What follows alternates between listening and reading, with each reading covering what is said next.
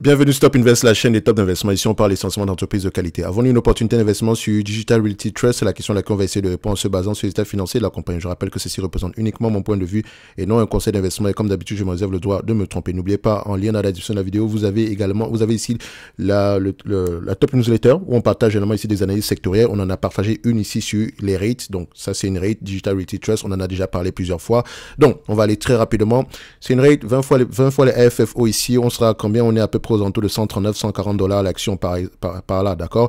Donc 140 $ l'action, c'est à peu près un cap rate de 5% par là, donc toujours aller vérifier si elle mérite vraiment le 5% en question. L'étude du bilan, l'étude du secteur, très important. Donc ici, moins 62 $, c'est la dette nette en date d'aujourd'hui. Donc, quand on prend ici le 140 $, moins 62 $, donc 140, moins 62 $ ici, c'est 62 ou 64? On va aller vérifier ça.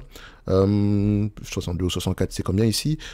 Quoique ça ne dérange même pas, c'est pas trop la précision, voilà, c'est à peu près 62, donc ça reste à peu près la même chose.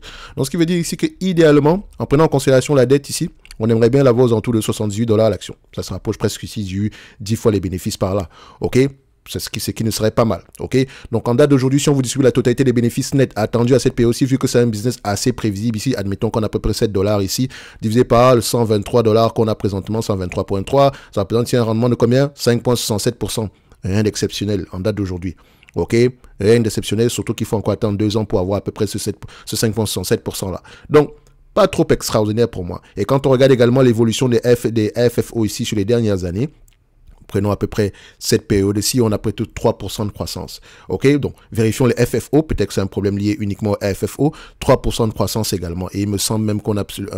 exactement. Donc, c'est rien d'exceptionnel. Donc, pour moi, ici, DLR...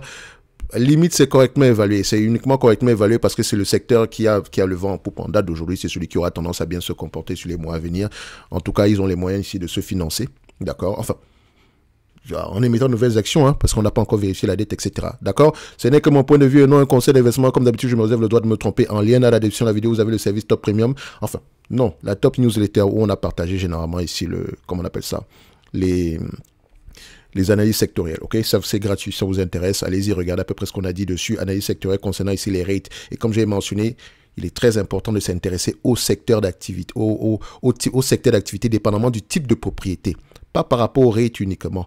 Dépendamment du type de propriété, l'économie derrière, les avantages, les inconvénients dans les data center rates.